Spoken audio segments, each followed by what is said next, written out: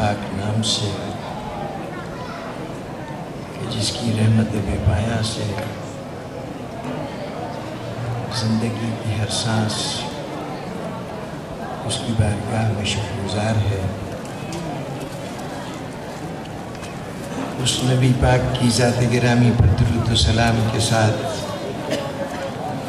کہ جس کا وجود سرچشمہ ہدایت ہے اور ان اہل بیت کی بارگاہ میں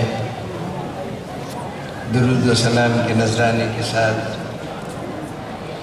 کہ جو ہدایت کے وہ روشن چراغ ہیں کہ جس سے دنیا کی تاریکی بھی دور ہوتی ہے اور عاقبت کی راہیں بھی روشن ہوتی ہیں،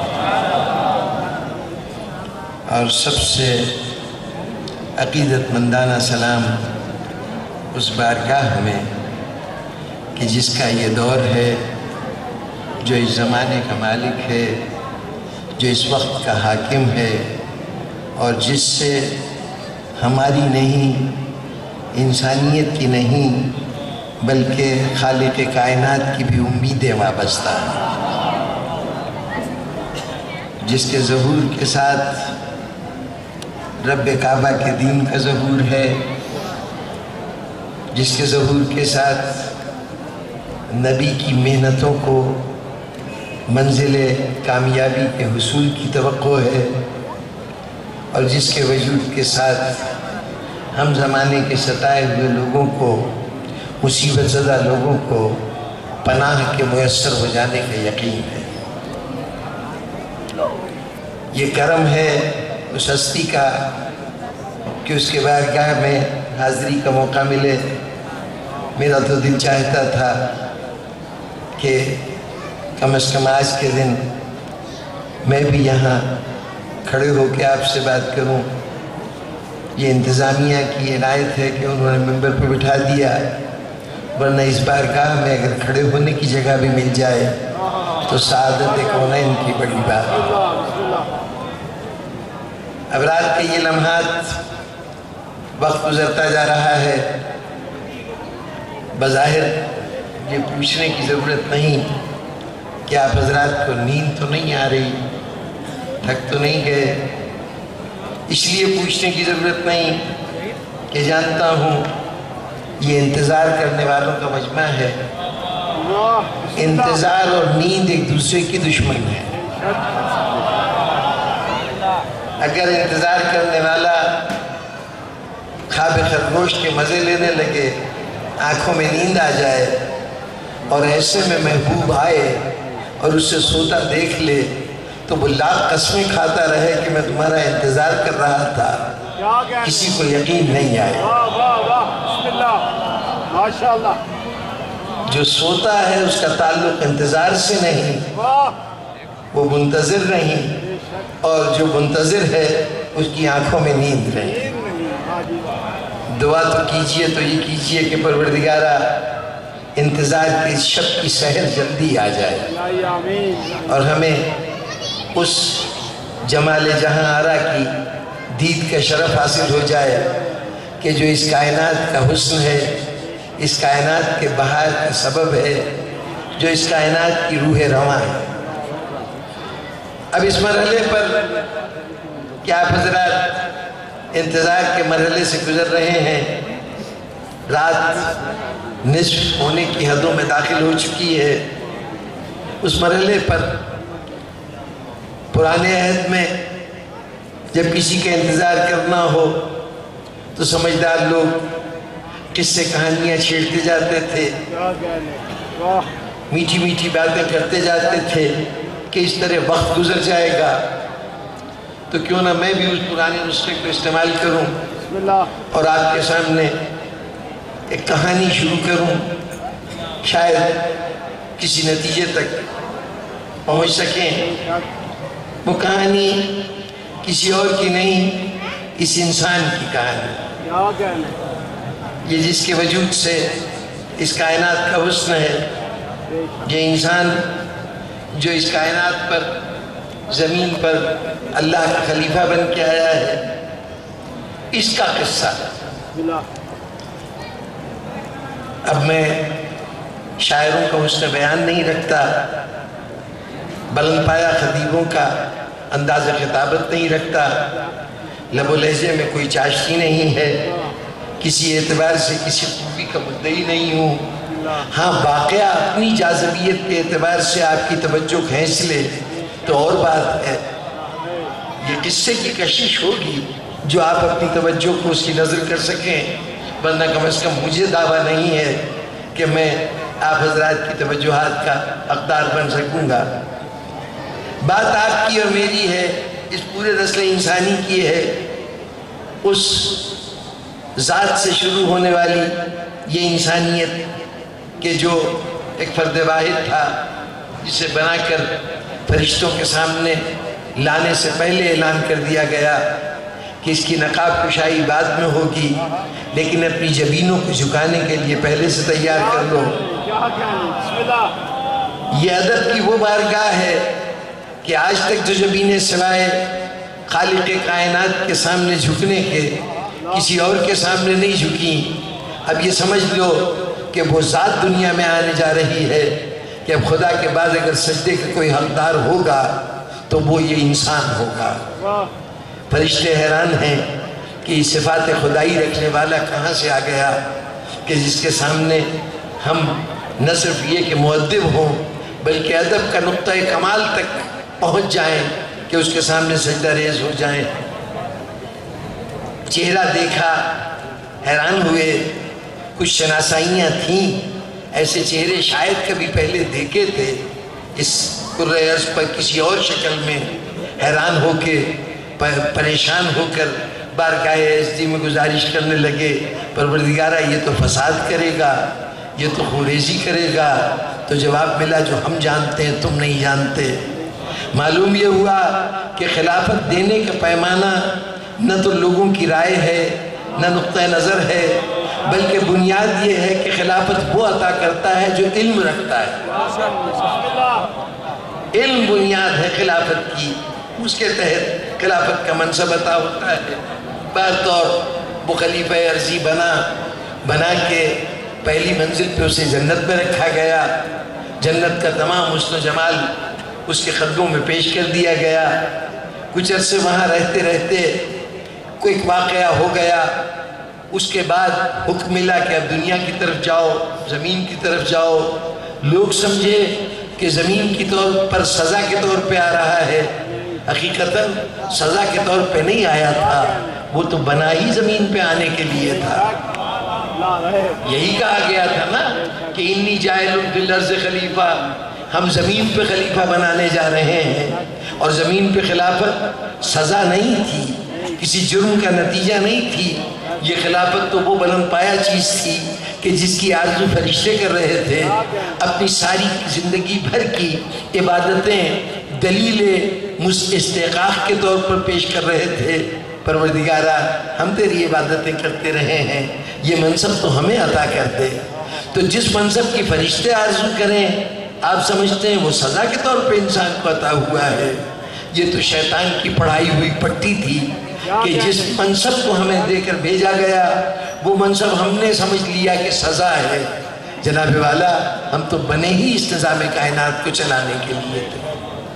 یہ خدا نے اس دنیا میں یوں کہیے کہ اس کی قدرت نے، اس کی خلاقیت نے اس سے فرمائش کی کہ پروردگارہ اتنی حسین کائنات بنائی، اس میں ایک سے ایک لاجواب مخلوق بنائی، تو اس نے ملک جیسی ہستیاں بنائیں کہ جو تیرے حکم کے ہر لمحہ منتظر رہتے ہیں، تو نے قوت کا سرچشمہ جنات کی فوج گراں تخلیق کی، تو نے اس کائنات کو شجر و حجر سے اس طرح سے سجایا کہ یہ ایک چمن بن گیا، جنت نظیر بن گیا، ہر اعتبار سے تو نے خلاقیت کے مظاہرے کیے۔ پروردگارہ مزہ تو تیری خلاقیت کا تب آئے کہ تو خدا بنا کے دکھا دے۔ اس کی اپنی قوت تخلیق نے اس سے فرمائش کی کہ پروردگارہ تو اگر خدا بنا دے تو پتہ چلے کہ ہاں تو کیسا خالق ہے۔ کیا یقیناً ایسا تخلیق کرنے والا ہے کہ اپنے فن پہ ناز کر سکے؟ اس نے کہا بنا تو دوں گا، لیکن جس کو میں بناؤں گا وہ بنا ہوا خدا ہوگا، حقیقی خدا نہیں ہوگا۔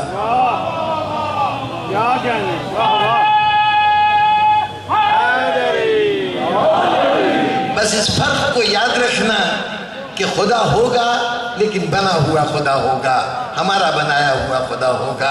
اور اس کے بعد اس نے کہا دیکھو اب تک تم اس خدا کو سجدہ کرتے تھے، لیکن جس کو میں بنانے جا رہا ہوں، چونکہ یہ بھی خدا بنا کے دنیا میں جا رہا ہے، میرا نمائندہ بن کے جا رہا ہے، تو اس کی بارگاہ میں بھی ویسے ہی سجدہ کرنا جیسے میرے حضور میں سجدہ کر رہے تھے۔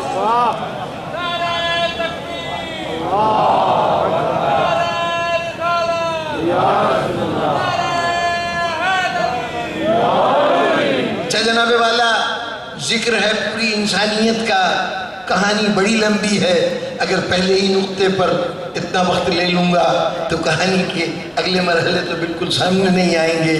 یہ دنیا میں انسان آیا اور آج خدا کے فضل سے دنیا کے جتنے بر اعظم ہیں، سوائے ایک انٹارکٹیکا ایک ایسا بر اعظم ہے کہ جہاں انسان آباد نہیں ہو سکا، وہ خالص پانی کا علاقہ ہے، وہاں نہیں آباد ہو سکا، ورنہ دنیا میں کم و بیش تمام علاقوں میں انسان آباد ہو گیا۔ یہ انسان شروع ہوا تھا ایک جوڑے سے، آدم و حوا کا ایک جوڑا، وہی آج پوری دنیا کے اندر پھیلا ہوا ہے۔ اب آج جو دنیا میں انسان پھیلا ہوا ہے، مختلف بر اعظموں میں آباد ہے، اس کے متعلق اب ضرورت ہوتی ہے کہ اس میں تفریق کی جائے، یہ یہاں کا انسان، یہ وہاں کا انسان، یہ اس شکل و صورت کا انسان، یہ اس شکل و صورت کا انسان۔ اس کے اعتبار سے انسانوں میں بہت سی درجہ بندی کی گئی ہے۔ ایک درجہ بندی جو رنگ کے اعتبار سے کی گئی ہے، اس میں کہا گیا کہ ایک انسان وہ ہے جس کو ہم سفید فام کہتے ہیں، ایک انسان وہ ہے جس کو گوری نسل آپ کہہ لیجئے، ایک وہ انسان ہے جس کو سیاہ فام کہتے ہیں، یہ وہ نسل ہے کہ جو شکلاً سیاہ ہیں، یہ اس کے اندر حبشہ کے تمام لوگ، تمام افریقہ کی آبادی، یہ سب اس کے اندر شمار ہوتے ہیں۔ اسی طرح سے رنگوں کے اعتبار سے ایک وہ نسل ہے جس کو زرد نسل کہا جاتا ہے، یلو ریس۔ یہ یلو ریس کون سی ہے؟ یہ جتنی چین میں، تبت میں، جتنے منگولیا کے علاقے میں، یہ جتنا بستی ایشیا کا علاقہ ہے، ترکی میں، اور پھر یورپ کے ان علاقوں میں کہ جو آج روم اور اٹلی کا علاقہ کہلاتا ہے، اس میں تمام یہ یلو ریس پائی جاتی ہے۔ یہ زرد روح ہیں، ان کے چہرے زرد ہیں۔ آپ کی نگاہ میں ایک اور نسل ہوگی جس کو براؤن ریس کہتے ہیں، جس سے ہم اور آپ بظاہر متعلق ہیں۔ یہ نسل کوئی الگ نسل نہیں ہے، بلکہ در حقیقت یہ نسل بھی اصلاً گوری نسل ہے۔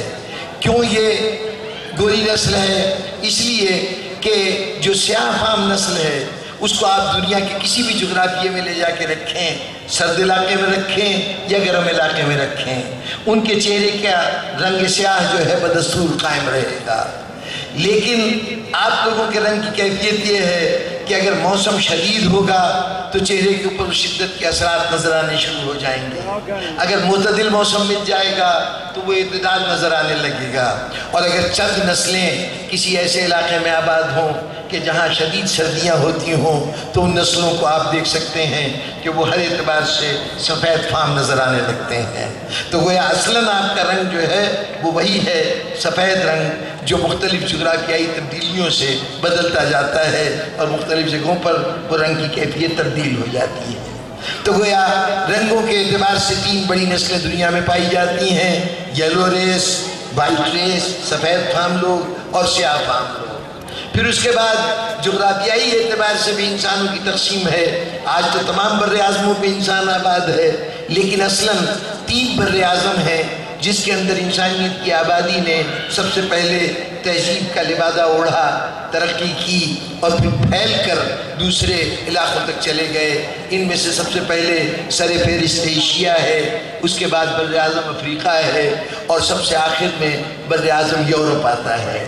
آج دنیا میں جہاں جہاں بھی آبادی ہے، انہی تینوں بر اعظموں سے گئے ہوئے لوگ وہاں جا کے آباد ہوئے ہیں اور وہاں کی ویرانوں کو انہوں نے انسانی وجود سے رونق عطا کی ہے۔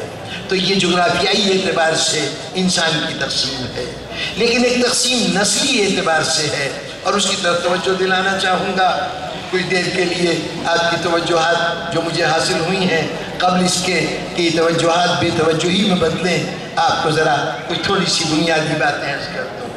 حضرت آدم و حوا سے جو نسل چلی، ہمیں جو کچھ عوامی سطح پہ روایتیں بتائی گئیں کہ حضرت آدم کے روز صبح کو ایک بیٹا ہوتا تھا، شام کو بیٹی ہوتی تھی، اور ان کا آپس میں عقد کر دیا جاتا تھا۔ یہ بالکل غیر فطری اور غیر حقیقی باتیں ہیں۔ نہ تو یہ یاد رکھیے کہ حضرت آدم فطرت انسانی کے ترجمان ہیں۔ فطرت کس کو کہتے ہیں؟ فطرت کسی بھی صورتحال میں انسان کے اس عمل کو کہتے ہیں کہ جو عمل تربیت سے حاصل نہ ہوا ہو، جو کسی نے سکھایا نہ ہو، جو کسی نے پڑھایا نہ ہو، جو کسی تجربے سے حاصل نہ ہوا ہو، بلکہ انسان اپنی اندر کی آواز کے تحت اس صورتحال کا مقابلہ کرے تو اس مقابلے کے انداز کو فطرت کہتے ہیں۔ آج کا انسان جو کچھ بھی کرتا ہے ماحول کے سکھائے ہوئے عمل کے طور پہ کرتا ہے، جو کچھ کرتا ہے اپنے استادوں کے دیے ہوئے درس کے نتیجے میں کرتا ہے، ماں باپ کی تعلیم و تربیت کے نتیجے میں کرتا ہے۔ اگر حقیقی فطرت کہیں نظر آ سکتی ہے تو وہ آدم و حوا کی زندگی ہے کہ جن کو نہ کوئی پڑھانے والا تھا نہ کوئی سکھانے والا تھا۔ تو اگر یہ جاننا چاہیں کہ فطرت انسانی کیا ہے، یہ دیکھتے جائیے کہ آدم کا طرز عمل کیا ہے، حوا کا طرز عمل کیا ہے، وہی فطرت انسانی ہوگی۔ تو جب انسان کی فطرت ہی ان کا عمل ہے تو اگر ان کے ہاں صورت احوال یہ ہو کہ اولاد صبح شام ہوتی ہو تو پھر یہی فطرت انسانی ہوگی۔ اگر وہاں بہن اور بھائی کی شادی ہو سکتی تھی تو پھر بہن بھائی کی شادی ہونا ہی فطرت ہوتی۔ لیکن دنیا کے تمام مذاہب، تمام تہذیبوں اور تمام مشاہدوں نے ان دونوں باتوں کی تردید کی۔ نہ انسان صبح و شام پیدا ہوتا ہے اور نہ آپس میں بہن بھائیوں کی شادی ہوتی ہے۔ اس کا مطلب یہ ہے کہ غیر فطری بات کو حضرت آدم کی طرف نسبت دینا ہماری کوتاہی اور غلطی کا نتیجہ ہے۔ ہماری روایات سے ہمیں معلوم ہوا کہ اللہ نے حضرت آدم کو 3 پسر عطا کیے تھے۔ ایک بیٹا قابیل نام کا تھا، پھر ان سے 5 سال چھوٹا ایک بیٹا حابیل نام کا تھا، اور پھر ان دونوں کا واقعہ آپ نے سنا ہے کہ دونوں نے بارگاہ عزتی میں نظر پیش کی تھی۔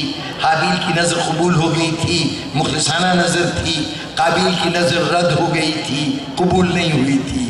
کیسے یہ قبولیت کی واقعات ہوئے؟ جو تفاسیر میں بات ملتی ہے اس کے مطابق قابیل نے اپنی کاشتکاری میں سے یا جو کچھ بھی ان کے پاس بصورت غذا غلہ موجود تھا اس میں سے جو ناقص ترین چیزیں تھیں وہ لا کے رکھی بطور نیاز کے، بطور نذر کے۔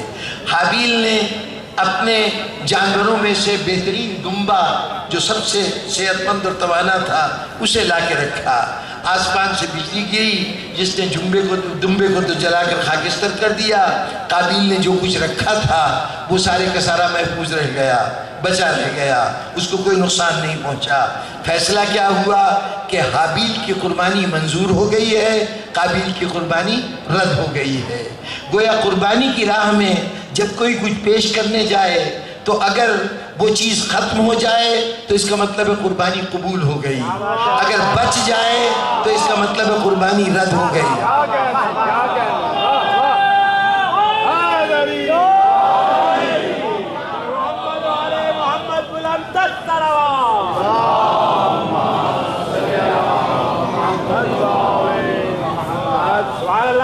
اب کوئی کہے کہ حسین اپنے سارے کنبے کو لے کے کربلا میں آ گئے تھے تو یہ آخر اللہ نے اپنے اس مخلص بندے کے گھرانے کے افراد کو بچا کیوں نہیں لیا، ان کو اس مصیبتوں میں کیوں نہیں ان مصیبتوں سے محفوظ رکھا؟ تو اس کا جواب ہی یہ ہے کہ جناب والا کربلا قربانی کی قبولیت کی منزل ہے، یہاں جو کچھ پیش کیا گیا اللہ کی بارگاہ میں قبول ہوا۔ تو بہرطور یہ ضمنی بات تھی، تو وہ اس کے نتیجے میں دونوں بھائیوں میں رقابت بڑھی اور اس رقابت کے نتیجے میں قابیل نے حابیل کو قتل کر دیا۔ لیکن قابیل سے بھی نسل چلی اور حابیل سے بھی نسل چلی. یہ نہ سمجھیے کہ نسل انسانی ان دونوں سے نہیں چلی، نہیں، دونوں سے نسل چلی. اس کے کچھ عرصے کے بعد، بلکہ کافی وقت گزرنے کے بعد، اللہ نے حضرت آدم و حوا کو ایک تیسرا بیٹا عطا کیا. اس بیٹے کا نام حضرت شیش تھا. حضرت آدم کی نسل تو تینوں بیٹوں سے چلی، لیکن جتنی نبوت کی منازل ہیں، جتنے نبوت کے عہدے ہیں، وہ سب کے سب حضرت شیش کی اولاد میں عطا ہوئے. حضرت شیش کے بیٹے تھے انوش، انوش کے بیٹے تھے قائن، قائن کے بیٹے تھے مہلائل، مہلائل کے بیٹے تھے ید، ید کے بیٹے تھے اخنوق. یہ اخنوق وہ ہیں کہ جن کو ہم حضرت ادریس کے نام سے جانتے ہیں. یہ ادریس جو ہیں، ان کی کچھ خصوصیات ایسی ہیں کہ جس کی وجہ سے انبیاء کی تاریخ میں ان کا خصوصی مقام ہے. نبی ہونے کے اعتبار سے حضرت آدم بھی نبی تھے، حضرت شیش بھی نبی تھے، اور حضرت شیش کے بعد جن کو نبوت کا شرف حاصل ہوا ہے وہ حضرت ادریس ہیں. کہتے یہ ہیں کہ ان کا اصل نام تو اخنوق تھا، لیکن ادریس اس لیے کہلاتے تھے کہ لوگوں کو درس اخلاق دیتے تھے. تو چنانچہ درس دینے کے حوالے سے مدرس کے معنی میں ادریس کا لفظ رائج کیا گیا کہ ادریس کہلانے لگے. اچھا، یہ جو حضرت ادریس تھے، ایک بات عرض کر دوں کہ یہ جو انبیاء آتے تھے، ہم سمجھتے ہیں یہ انبیاء سے پچھلے آتے تھے کہ یہ بتائیں کہ بھئی نماز پڑھ لیا کرو، روزے رکھ لیا کرو، دیکھو سچ بولا کرو، برائی سے بچا کرو. جی نہیں، یہ انبیاء انسانیت کو اس عظمت کا پتہ دینے آتے تھے کہ جس کے جو انسان اپنے باطن کے اندر رکھتا ہے. اللہ نے جو قوتیں دی ہوئی تھیں، ان قوتوں کا اظہار ان انبیاء کے ذریعے سے ہوتا ہے. اگر آپ غور کریں تو انبیاء کی تاریخ میں یہ آج انسانیت تہذیب و تمدن کے جس مقام پہ پہنچی ہوئی ہے، جتنی ایجادات و دریافت انسان نے کی ہیں کسی اور مخلوق نے نہیں کی. لیکن اگر غور کیجئے گا تو انسان کی تمام تر تہذیب، تمام تر ایجادات، تمام تر علوم، یہ سب کے سب انبیاء کے دیے ہوئے ہیں. حضرت آدم پہلی شخصیت ہے نا بحیثیت انسان کے. اس سے پہلے جتنی بھی مخلوقات تھیں، اگر انسان نما کوئی شکل بھی موجود تھی تو اس کا اس دنیا کے ساتھ رویہ کیا تھا کہ وہ آگے بڑھتا تھا اپنے ناخنوں سے، اپنے دانتوں سے جس جانور کو شکار بنا سکتا تھا وہ اس کا شکار ہوتا تھا. درخت میں جو پھل لگ گیا، جو میوہ مل گیا، اس سے پیٹ بھر لیا، یہ اس کی غذا ہوتی تھی. اس کے علاوہ خود اس کو اپنے غذا کے حصول کا طریقہ معلوم نہیں تھا. وہ دنیا کی کسی چیز کو اپنے مصرف میں نہیں لا سکتا تھا سوائے ان اعضاء و جوارے کے جو اللہ نے عطا کیے تھے.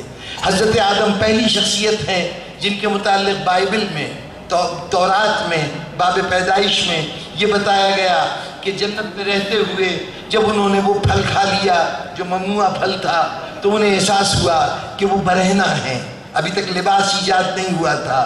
تو انہوں نے انجیر کے درخت کے پتوں سے اپنے جسم کو ڈھانپا. اب انجیر کے درخت کے پتوں سے اپنے جسم کو ڈھانپنا گویا اس بات کی علامت تھی کہ انسان یہ کائنات تیرے لیے بنائی گئی ہے. تو یہ سمجھ رہا ہے، اب تک سمجھ رہا تھا کہ اگر انجیر کا پتہ انجیر کے درخت پہ لگا ہے تو وہ اس درخت کی ضرورت ہے. نہیں، یہ پتہ تیری ضرورت ہے. یہ انسان کا تہذیب کی طرف پہلا قدم تھا کہ اس قدرت میں موجود ایک چیز کو اس نے اپنے مقاصد کے لیے استعمال کیا ہے.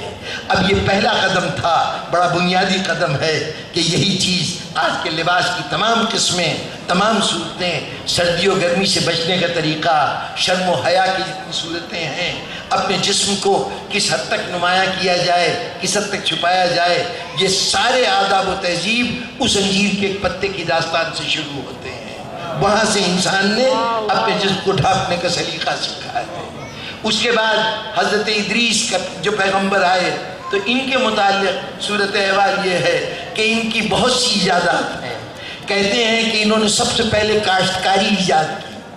کاشتکاری ایجاد کرنے کا مطلب یہ نہیں تھا کہ ٹریکٹر لے کے اور انہوں نے زمین پہ کاشت کرنی شروع کر دی. یہ پہلی شخصیت تھے کہ جس نے بیج بو کر اپنی منشا کا پودا حاصل کیا اور اس کا پھل کھایا. اس سے پہلے انسان جنگل میں جو کچھ اگ رہا ہے قدرت جو عطا کر رہی ہے، جیسے پرندے اپنا پیٹ بھرتے ہیں، جیسے چرندے اپنی غذا حاصل کرتے ہیں، ویسے انسان بھی حاصل کر رہا تھا۔ اپنی منشا سے کوئی چیز کو حاصل کرنا یہ پہلا مرحلہ تھا۔ حضرت ادریس نے اس کو ایجاد کیا۔ پھر کہتے ہیں حضرت ادریس نے گنتی ایجاد کی۔ ذرا سوچئے کہ یہ 1 2 3 کا تصور، یہ جو گننا ہے، اس کو انسانی زندگی سے نکال دیجئے، انسان کی تہذیب کی پوری عمارت ایک لمحے میں ڈھیر ہو جائے گی۔ علوم کی ساری دنیا ویران ہو جائے گی اگر اعداد و شمار کو نکال دیجئے۔ انہوں نے یہ تصور دیا کہ ایک اکائی کو 2 اور 3 کی صورت میں اسی اکائی کو دہرایا جا سکتا ہے، یعنی گویا گنتی کا بنیادی تصور انہوں نے پیش کیا۔ ان کا سب سے بڑا کارنامہ یہ تھا کہ جو ان کی ذات کے ساتھ مستقل ہو گیا کہ وہ خیاط الانبیاء کہلاتے ہیں۔ وہ پہلے نبی ہیں جنہوں نے انسان کو لباس پہننا سکھایا۔ اس سے پہلے انسان کا لباس جو تھا وہ تمام تر یہی تھا، وہ جو حضرت آدم نے شروع کیا تھا، پتوں کو لباس بنا لیا، درخت کی چھال کو اپنا لباس بنا لیا۔ حضرت ادریس پہلی شخصیت تھے جنہوں نے کھال کو اس طرح سے سیا ہے، چاہے وہ ٹانکے لگائے ہوں، گریں لگائی ہوں، لیکن کھال کو یہ شکل دی کہ باقاعدہ اس کو پہنا جا سکے۔ جانوروں کی کھال سے انسان کو باقاعدہ لباس عطا کیا، یہ حضرت ادریس کا کارنامہ تھا۔ چنانچہ وہ خیاط الانبیاء کہلاتے ہیں۔ اور سورہ مریم میں، قرآن مجید میں سورہ مریم میں حضرت ادریس کا ایک خصوصی ذکر ہے کہ یہ پہلے نبی ہیں جن کو دنیا سے زندہ اٹھایا گیا اور جنت میں لے جا کے رکھا گیا۔ یہ اس وقت سے لے کے آج تک جنت کے اندر مقیم ہیں۔ یہ ان کا لقب کیا ہے؟ خیاط الانبیاء، انبیاء کے درزی۔ اب سوچنے والوں نے، غور و فکر کرنے والوں نے کہا کہ یہ خیاط الانبیاء کا لقب اور پھر ان کو زندہ اٹھا لیا جانا اور جنت پہ لے جا کے رکھنا، اس کی کوئی منطق، کوئی وجہ بھی ہونی چاہیے۔ اللہ نے یہ عمل کیوں کیا؟ قرآن میں باقاعدہ ذکر کیا کہ ہم نے ان کو بلند مقام پر لے جا کے رکھا ہے۔ تو اب ذہن نے سوچنا شروع کیا کہ آخر یہ لقب کیوں دیا گیا اور ان کو زندہ کیوں اٹھا لیا گیا؟ تو پھر صدیاں گزرتی گئیں، حضرت ادریس کے بعد زمانے پہ زمانے گزرتے گئے، انبیاء پہ انبیاء آتے رہے۔ ہوتے ہوتے ایک ایسی خاتون آئی کہ جس کے منہ سے نکلا ہوا ہر لفظ صداقت کا پیمان۔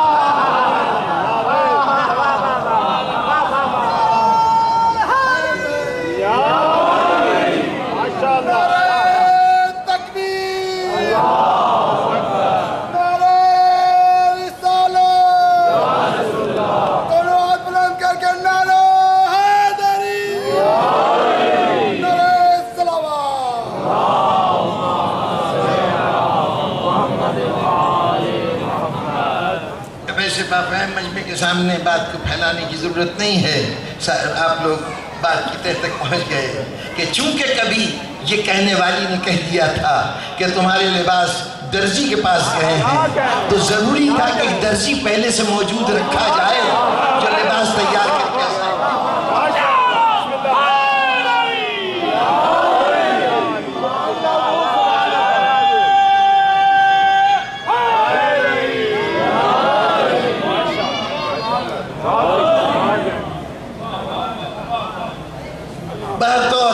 ان حضرت اخنوخ کی چوتھی پشت میں نام چھوڑتا جا رہا ہوں اور تفصیلات بھی، بڑی لمبی کہانی ہے، کہاں تک سنیے گا۔ چوتھی پشت میں وہ شخصیت پیدا ہوئے جن کا اصل نام تو یشکر تھا۔ عربی میں ان کے لیے جو نام کتابوں میں آتے ہیں وہ عبد الغفار بھی ہے اور عبد المالک بھی ہے۔ یہ عبد الغفار اور عبد المالک یہ سارے نام ان کے اجنبی نام ہیں۔ جس نام سے آپ ان کو جانتے ہیں وہ حضرت نوح ہے۔ یہ حضرت نوح حضرت آدم سے مجموعی طور پر 20ویں پشت میں تھے اور حضرت ادریس کے چوتھی پشت کے اندر، یعنی یہ 3 درمیانی شخصیتوں کے بعد چوتھے پر دیے ہیں حضرت نوح۔ یہ دنیا میں پیدا ہوئے، آپ کو معلوم ہے تبلیغات کرتے رہے، لیکن ان کی تبلیغات کے نتیجے میں جب لوگ صراط مستقیم پر نہیں آئے تو انہوں نے تنگ آ کر اللہ سے دعا مانگی کہ پروردگارہ اس قوم پہ عذاب نازل فرما۔ اب اس وقت تک دنیا کے اندر جو نسلیں آباد ہیں وہ قابیل کی اولاد ہے، حابیل کی اولاد ہے اور حضرت شیس کی اولاد ہے، جن کی نسل میں سے حضرت